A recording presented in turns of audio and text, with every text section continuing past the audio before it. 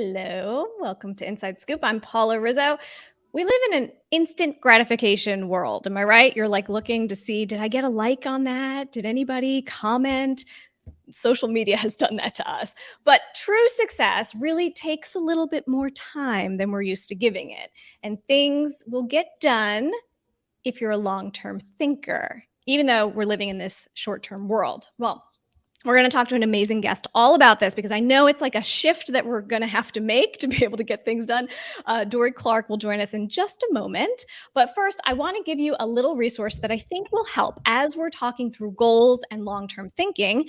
Lists, as you know, are my favorite thing in the whole wide world. And lists are just so helpful for this kind of thing. So if you go to paularizzo.com/lists, you can get my list making starter kit to be able to help you to be more organized and get the right things done. I'm also a LinkedIn learning instructor, and actually so is Dorie Clark. We'll talk about that. But I have a course all about how to set boundaries. I have courses about productivity, how to be more productive in this hybrid work environment that now we have. So whether you're working remote or in the office or a little bit of both, I have a whole bunch of courses to help you to be more efficient there. So you can check that out on LinkedIn Learning or go to paularizzo.com/LinkedIn. And I would love it if you shared this video with anybody who you think might get a kick out of our conversation and could use a little bit of help thinking through their long-term goals. So go ahead and share this video with someone, tag a friend who you think might be interested, and leave us questions and comments. Dorie and I are going to chit chat in just a minute, but at the end, we're going to take your questions. So if you have questions, please leave them in the chat boxes below. And even if you're watching the replay, put them in there because we'll check back and we'll make sure to get your questions answered. So without further ado, I would love to bring on my friend, my colleague, guest, Dorie Clark. Dorie Clark is the author of the brand new book, The Long Game: How to Be a Long-Term Thinker in a Short-Term World. Dorie, welcome. Paula Rizzo, I'm so glad to be here. So nice to hang. I'm really excited for you. I was just, we were chit-chatting before about some of your other books, and I was just trying to think like how we actually met. And I remember, I think we met right before your first book came out, or second book. I can't remember, but here we are now, book number 4, is it? All these books later, that's right. Yes, exactly. Well, so great. So how'd you get the idea for this one? How did this populate in your mind? Well, to your point, Paula, the idea for writing this book, The Long Game, really started because of all of the crazy fixations that so many of us have with social media and comparison and people being stressed out about the short term. We certainly see it in corporations with executives going to jail because they're making poor decisions. We see it in our own lives with people just being so stressed out about, wait, what do they know that I don't know? And then the pandemic hit and the whole world was about short-term thinking. But I think now is the moment to take it back, to take back control, to put a stake in the ground and say, we can't be short-term thinkers forever. Now is the time to shift to the long view. And now it's way harder to do that now than it was 10 years ago, 5 years ago, 3 years ago. Why is it so different now? I mean, besides social media, I mean, there are things that are going on with all of us that it's just like, hey, you need to think beyond just this short-term period. Yeah, I think for many of us, we've gotten into almost a form of emergency mode where we're so driven by the cortisol and the stress hormones and just getting used to being in heads down mode on more and executing. We've often forgotten what I talk about in The Long Game as being an equally important part, which is heads up mode, where we actually lift our heads above the horizons, look around and ask some of the big questions about, am I doing what I should be doing in order to get where I want to go? Is this the right path, or should I possibly reconsider or try a different strategy? It can be so hard to think through that though, right? When you're in go mode, when you're like, oh, I've got to do this, I've got to do that. I have a to-do list that's very long that I need to make sure to get to. How do you suggest that people sort of like come up above water and say, okay, I'm gonna do some big strategic thinking? And I think you have a LinkedIn Learning course about this as well. But what is your thought on that? Because people think, oh, that's a great idea, but how do I actually do it? Yeah, absolutely. And in fact, the first entire third of The Long Game is talking about what I call creating more white space in our lives. Just, how do we avoid the frenzy where which I think so many of us operate in, where we're essentially trying to fit 120% into that 100% of time. And then somehow we're like, wow, I'm always behind. Well, Right. I wonder why. If anything goes wrong, we get completely thrown off of our game. So there's a lot of ways we can begin to do this. And I think the first is recognizing and understanding that being a long-term thinker actually doesn't take much more time than being a short-term thinker. This is not Oh, about, oh, I need so much time. I need a retreat. I need a sabbatical. I mean, that would be nice, but that's sure. not required for this. It's really just about creating enough space to be able to take that step back. So, at a very minimum, what I actually suggest is one possibility. Of course, we all know it's hard for a lot of people to say no to things. One technique that I like to use is if you are especially busy, or if there's a request that you kind of don't want to do, but you just feel like you can't say no, see if you can find a way to say yes, but downgrade it. And what I Hmm. mean by that is that someone will probably come to you and be, oh, Paula, hey, I have some questions, blah, blah, blah. Can I pick your brain? Let's go to lunch. And Right. lunch is very dangerous because it sounds like it should be an hour. It's not. It's 2.5 hours. For You're sure. traveling places, things are delayed. And so if we can actually say, okay, I'd be glad to help you. Let's set something up. I am afraid I can't do a lunch, but let's do a call. You've Yeah. essentially found a way, this is now 30 minutes, to save yourself 90 minutes. If you keep doing that consistently, it adds up rather dramatically over the course of a week Mm. or a month. And that is one of the nice things, though, I have to say about working remotely is that a 15-minute thing could really be 15 minutes because you're literally sitting down and saying, okay, we've got 15 minutes on the clock. Let's hear what you got to say. Okay, well, got to go to my next call. See ya. And you can literally like turn it off and go to the next thing. You can't do that in person, right? So that's like another, well, I would hope you don't do that, but that's another consideration, for these times is to be able to say, hey, could we make it a video call? Could we do, instead of being in person, those kinds of things. I appreciate that so much. I found having that white space for myself too, blocking dates on the calendar. My assistant's always like, what is this blocked for? I'm like, well, it's my thinking time or whatever. So sometimes I'll do that for myself too. But it is important to kind of assign the time something because otherwise you'll just do something else. And I know you've recently started to take Fridays off to do some, self-development and things like that. How has that worked for you? Yeah, well, I'm actually very excited because over the past month, I have tragically given up my Fridays Oh, off because of the book launch. But yes. this is a temporary phenomenon, right? One of the things that I actually talk about in the long game is a concept that I call thinking in waves, because you have to recognize life is both a sprint and a marathon, and different things are Mm, called for at different times. Book launches, this, it's a sprint. It would be totally. irresponsible not to work as hard as you can. So the last few Fridays, I've been having to plow through, but I'm very excited, Paula, that starting tomorrow, the book came out last week. So starting tomorrow, this is now my first Friday off in over a month, and I am relishing it. I have an appointment at the Theater on Film and Tape Archive at the New York Public Cool. Library, and I'm watching musical theater, and I have a ping pong lesson. So it's a good day Amazing. planned tomorrow. I love it. And it gives you something to look forward to. It's fun. It's something that you really want to do. And you need that space to be able to really, do your work when you have to, really like put your head down and get things done. I do a similar thing where I try not to book calls on certain days and I really block out my time and I'm really good about protecting it. I wasn't in the beginning. It takes some getting used to, it takes some, discipline and that kind of thing. But I do find that it really helps. I actually just finished writing a novel. I've been working on it for I 2 saw that on years. social media. I am impressed. Yes, yes, yes. Thank you. But again, this is like a long-term goal. This is not a thing that you just do overnight. And with everything else that I do in my life, I would reserve Fridays. So Fridays for 2 hours is that's my time when I write. And for me, it was something that was important to me. So let's talk about the importance of these long-term goals. Because when you have something that you're thinking through and you're like, oh, I'd love to do this, I'd love to do that, I'd love to do all these things, how do you end up prioritizing to say, okay, this is the one that's going to get the time? This is the one that I'm going to actually, grab onto? Yeah, so important. So I think there's a few things at play. So one concept that I talk about in the long game is about 20% time. And many viewers may be familiar with this in the corporate sense because we've heard about it from Google. Sure. Google popularized the concept. 3M actually had invented it previously, but the idea is that employees would spend up to 20% of their time on a more experimental project that's outside the scope of their regular job opportunities.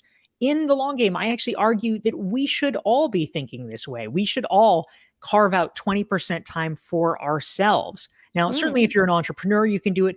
Even if you work within a company, though, I would argue it's either worth talking to your boss about or being willing around the edges. This can be a sort of nights and weekends type thing, but the question is, how do you want to develop yourself? And it could be something directly related to leadership, like I'm going to be a better public speaker. It also could be a hobby or a passion that you enjoy, but it's about the process of just investing in and getting better at something. For me, that process over the past 5 years has been centered around musical theater, but it's Mhm. identifying something that you really would like to just move the ball forward on. 20% is a magic number, Paula, because even if it doesn't work, whatever, you haven't put too much on the table. You're not going to go bankrupt because you waste 20% of your time or 20% of your effort or even money on something that doesn't quite work. But if it actually does work, 20% is enough that compounded over time, you actually can get somewhere with it. Yeah, I love that because it's not this overwhelming, like the same thing. Like you don't have to set a retreat. You don't have to do all of these, crazy things. It's just we're doing little micro steps here. It doesn't have to be so over the top and get yourself all, all stressed out about it. But if you're watching now on the replay or live with us, please ask some questions. We'll get to those in just a moment. If you have some questions for Dorie, and I have questions forever. But my question is about busy versus important. Now, I have always, this is a pet peeve of mine, right? You say, "Hey, how you doing?" "Oh, busy." Because people feel like if they say that, it looks like, "Oh my gosh, you're crushing it. You're an amazing human. You're doing more than everyone else. So clearly you're the most successful person in the room." What is wrong with this? Please, Dorie, tell us once and for all. That's right, Paul. A lot is wrong with it, is the short version. There's some great research by Sylvia Bellezza at Columbia Business School and her colleagues talking about this very question. And it turns out, and we perhaps know this intuitively, but the research is backing this up, that in a lot of Western societies, especially the United States, busyness is actually viewed as a form of social status. And Mm, as a result, there's a lot of things that compound to make us busier. I mean, is it true that we have lots of meetings and emails? Yes, of course it is. But in addition to that, there are oftentimes more subliminal or subconscious factors that are creating problems for us. And the fact that society venerates busyness is a big one because it means that if we actually were to take the actions necessary to carve things out of our calendar to get less busy, that actually in some ways conflicts with our own self-image. We may begin to wonder, or other mm, ourselves, or we may even begin to think, well, would other people view us as less important, less successful? And so it oftentimes stops our efforts to move in the direction that we claim that we want, which is a real challenge. One question, Paula, that I had for you, you mm, are the master of lists, of course. Oftentimes, I think, and I think that this is not necessarily true, but I'd love to hear your thoughts. Oftentimes, I think the perception of list is that it's a task list. It's a to-do mm. list. It's very kind of tactical. Okay, I'm going to pick up the laundry. Oh, Right. I'm going to answer this email. How do lists factor in with strategy? Yes. Well, I think a lot of times you're right. That's what people go to lists for, right? To get things done. And that's one kind of list. That's your daily to-do list. That's your like, let's make sure this happens thing, right? But in the vein of strategy, I think there's a lot more room to breathe here, to sort of have ongoing lists. Like I love a good ongoing list when just an idea pops up. And that's not a to-do list. That's not like, I'm going to get this done. Like this novel, this was a great idea that I had 2 years ago, and it wasn't like, okay, this is going to go on the to-do list tomorrow so that I can get it done. Like that's not going to happen. But having an ongoing list for these types of things, for strategy, for thinking through these big ideas is always important. So you have to have a capture place. Where are you going to put this list, right? Because if it goes into your mind and you're like, oh, that's a good idea, and then it's gone, what use is it? Because you might get your best ideas when you're walking around the city or you're doing whatever it is that you're doing. So I like to have a place that I just put ideas. It used to be Evernote. Sometimes I use an app. Sometimes it's an audio message that I leave for myself. So you have to find the thing that works best for you. But then also taking those things apart, right? So once you do look at the strategy list, let's say you have ideas, you have things, how then do you take it and pull it apart? Because then that's the important, like, how do we get it done? So it has to go from that big idea to actually go mode, because they do go together, I think. Yeah, I think that's well put. Yeah. So the other thing I wanted to, we were getting some questions now. So if anybody has questions, let's throw those in there, and we'll get to those in just a moment.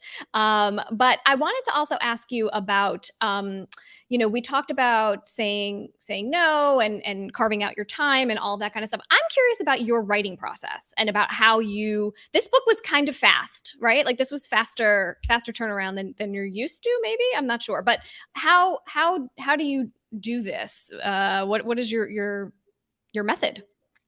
So I actually think that my method hasn't changed terribly much from the time that I wrote my first book, which is Reinventing You, Mm-hmm. to the most recent one, which is The Long Game.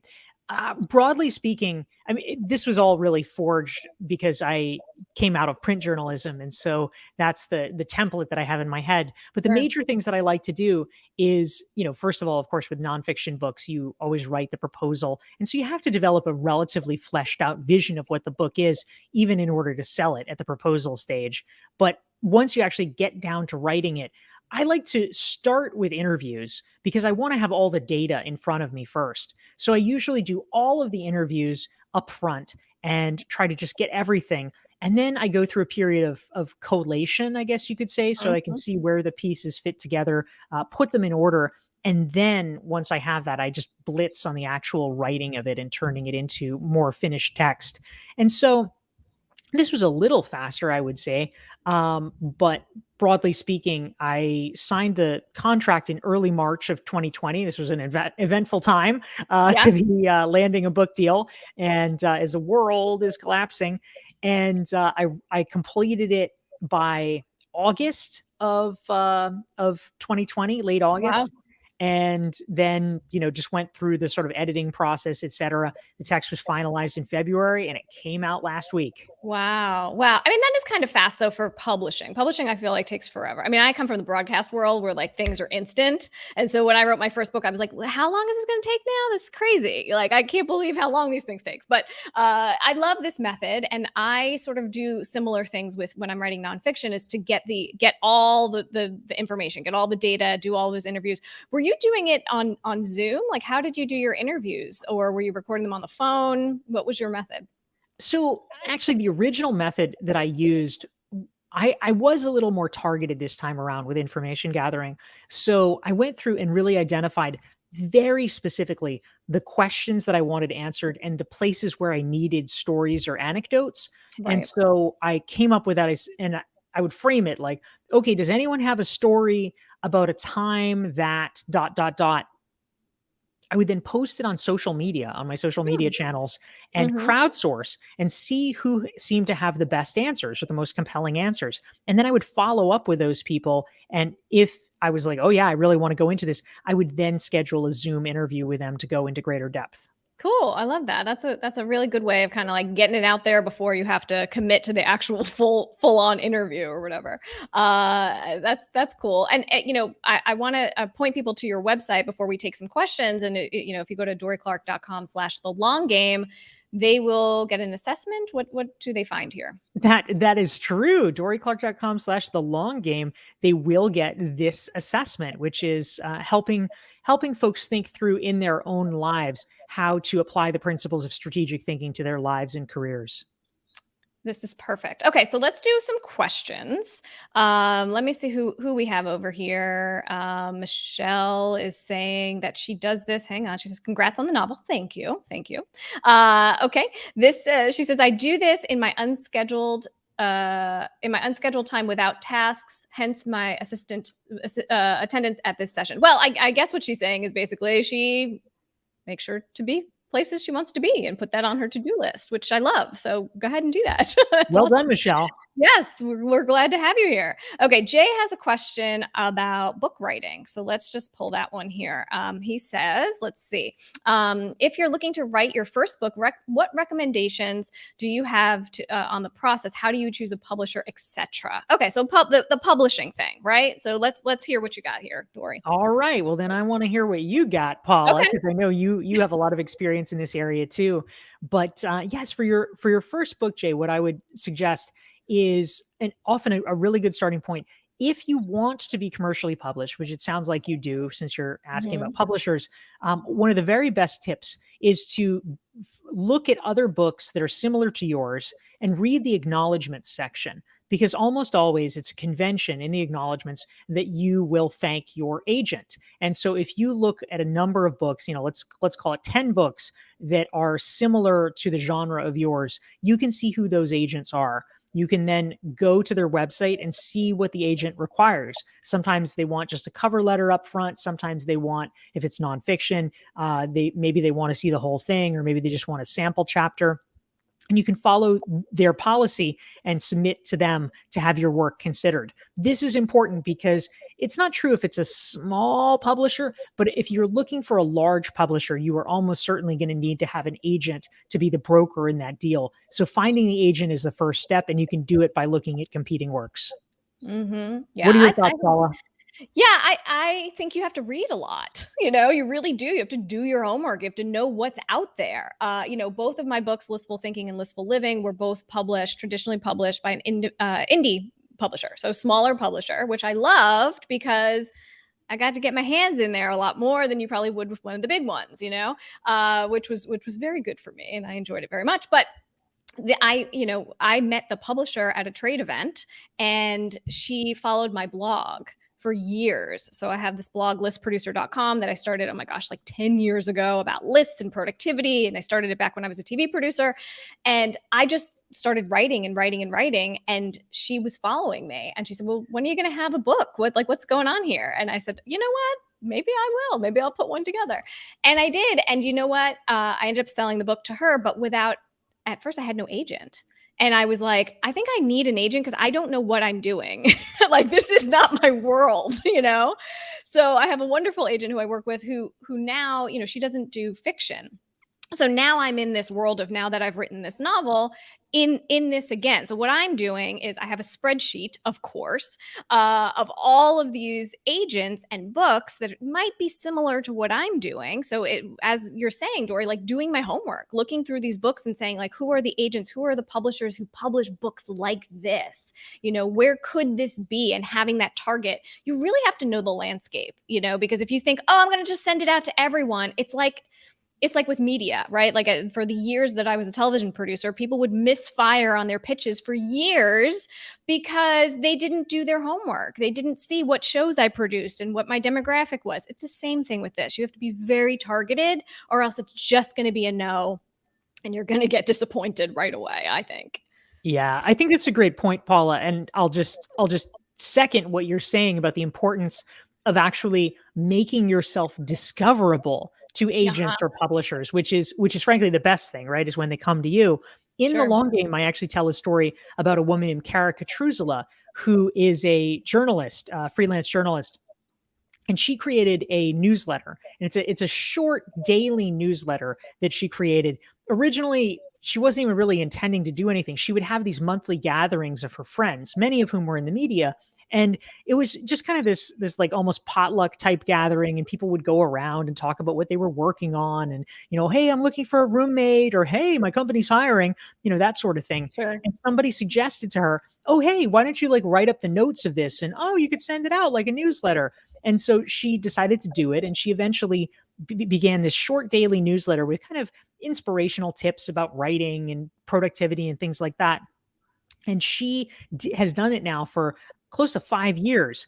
And because she had different friends who were in the media, it grew, and people became more aware of it. She got writing gigs as a result of it, because people are Hmm, like, "Oh, Kara, you cover things like this. Here, write a story about it." sure. And eventually, one of the people on the list was, in fact, a publisher. They were wanting to do a sort of inspirational book called, and it's her book is called Do It for Yourself. And they said, "Oh, this reminds me of Kara's newsletter." And then they said, "Wait, Kara could write it." And that's how she Amazing. got her book deal. Yeah, that's it. Like, you want to be found. You want people to remember you and know you for something, in particular. Yes, I love lists. I love many things, but lists are the way I kind of get in. You have to have one way in. Dorie, You this got has to have been a gimmick. awesome. It's true. Absolutely. I know that. Jay Cook loved our information. So thank you, Jay, for watching. Thank you all for being here. And if you're watching the replay, leave us some questions below. We're happy to answer. If you go to dorieclark.com/the long game, you can check out that assessment, check out the book. I want you to connect with Dorie all over the place. And Dorie, you're also a LinkedIn Learning instructor. We both are. And so you have a bunch of courses here. If people go to linkedinlearning.com, they can check those out as well, which would be very nice. And thanks for being here, Dorie. Enjoy the rest of your book tour. Thank you so much, Paula. Always a treat to connect with you. Yeah, of course. And, all these freebies and things, you can check them out. If you go to paularizzo.com/list, you can check out my list making starter kit to make sure that you are more organized and less stressed, because that's what we want, right? And all of those courses, as I mentioned, are on LinkedIn Learning. So if you go to paularizzo.com/LinkedIn, you can check out all my LinkedIn Learning courses there. And thanks so much for watching. I'm so glad to have you guys here today. If you have other questions, leave them in the chat boxes below, and we'll see you next time. Thanks.